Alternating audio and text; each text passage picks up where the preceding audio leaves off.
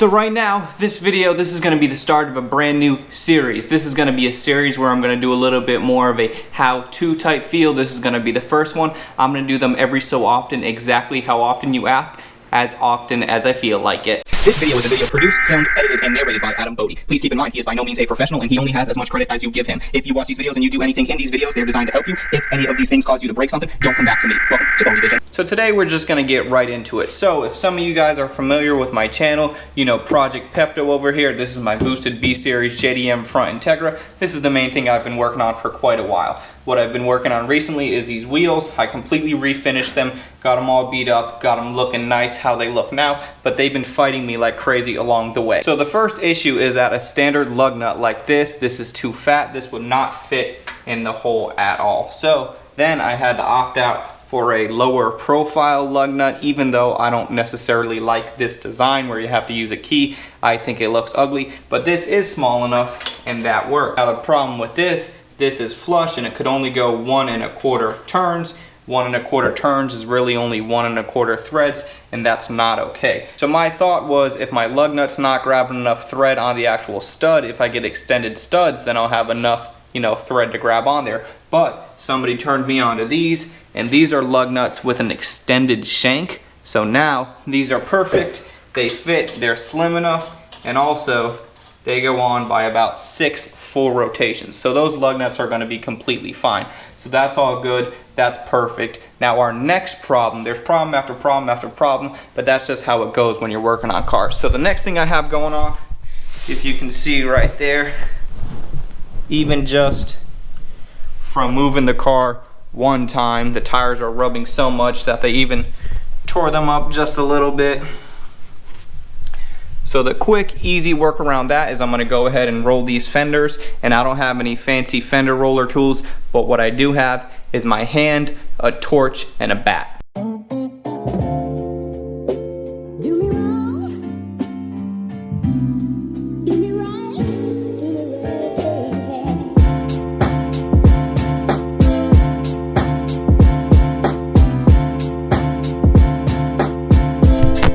So the first thing I wanted to do with my torch, I wanted to work it and kind of work this area. The metal is going to be what's going to hold the heat, and hopefully that heat is going to keep this paint nice and flexible, and this whole car is going to get repainted, so if anything happens, it's not that big of a deal. And also, I'm going to keep going back and forth. I'm going to do a little section, heat up a little bit more, then do a little more. So if you can see right here, you can already see that little edge. That's where the tire was already rubbing, and there's some rubber pieces on here too. You can see right there, that's rubber from the brand new tire. These tires have 0 miles on them, but they're a little scratched up, but that's okay, it's no big deal. And also pretty neat, these are my coilovers because that's going into the cantilever suspension setup, and I'll get into that a little bit later. So what I'm going to do right now is I'm going to have one hand on the outside of the fender and then the hammer in my other hand, and then everywhere that I'm hitting, I'm going to keep my hand pushing pressure, so that way every time I hit, I don't buckle this line, because the main goal is that outer line needs to stay the same. We just want to curl this edge inward.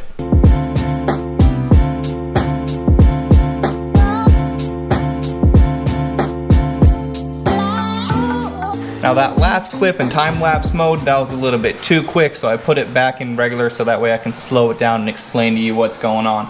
So since this metal is already pretty warm, I just got to hit it for just a little while with the torch to make it really hot. And the main reason why we do this is because we want to preserve this edge, make sure that paint doesn't crack, because that could potentially come up onto the body. So it's nice and warm, and then I'm just going to continue to work it.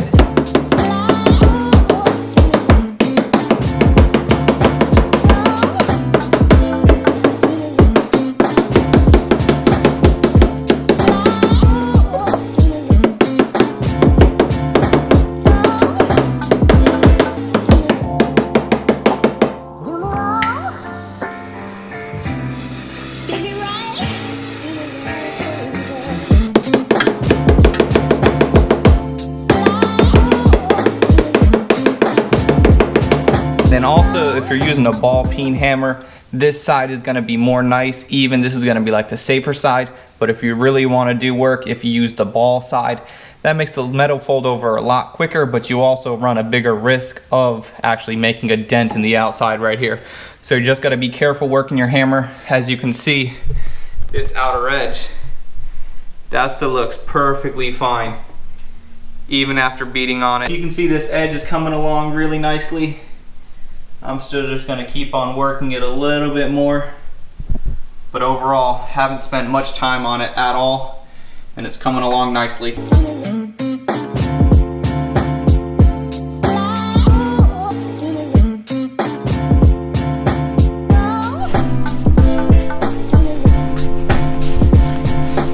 So as you can see right here, we have a nice, even, and consistent roll.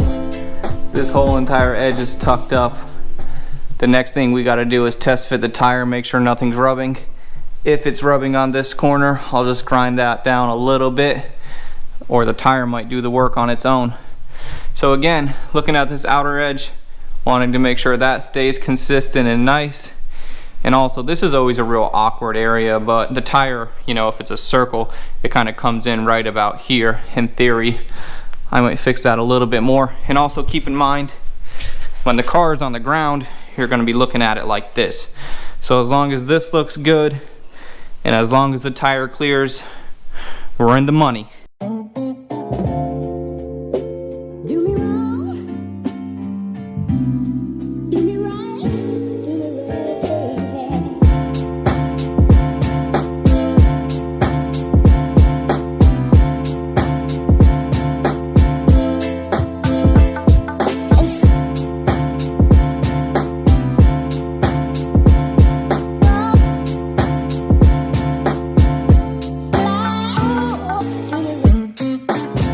Alright, so I went ahead and I swapped out all the lug nuts. You can do 2 at a time, and then you don't have to jack up the car at all. You just take off 2 of the old ones, put on 2 of the new ones, and you understand what I'm saying. So looking at what we just did, seeing how we are as far as clearance goes.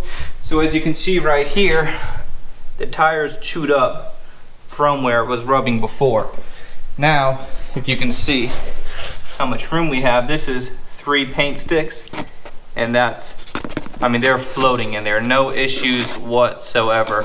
This little plastic piece, I'm just gonna go ahead and trim that down. That's gonna be nice, quick, easy, and also this back side over here, this corner, I'm gonna raise it up just a little bit. I just put the suspension on not too long ago. I haven't even got it dialed in. The front's gonna come down, the back's gonna go up just a little bit. And it's really easy and nice and convenient because I made this suspension the cantilever suspension setup, so if I want to raise the back, I'll just have to adjust it right here. I actually have the tools back here because I was already messing with it, or I can just adjust it right here. I have plenty of options, and I don't even have to jack the car up. I can just go ahead and adjust it and make it nice and easy. So just to summarize the process of using a hammer in your hand to roll fenders, as you saw, it came out just fine. I've actually used a fender roller before. It was a garbage fender roller and it gave me garbage results. So I came back to this old school tried and true method. And as you can see, it came out completely fine. Looking at it one more time, no issues whatsoever. So just hold your hand there, heat it up a little bit before, work it nice and slowly, and make sure you're careful with your hammer and it'll come out just fine. So this video, that's just what I had going on. I was gonna do it, but I figured since I'm doing this anyways, I might as well make a video and show you guys. So what I have to keep doing and keep working on is this Hellcat Swap Miata. Just insanity. Let me show you what's going on. See, I have this cover over here because I don't want to get too much dust in this car, but Hellcat Swap Miata, 707 horsepower in a, what, 2,600 pound Miata? I don't know the exact weight of this, but it is insane, and that's what I got to continue working on today. So thank you guys so much for watching. Let me know what you think about the new how-to videos. Like this video, comment, subscribe, do all the stuff. You know what it is, YouTube. I'm out.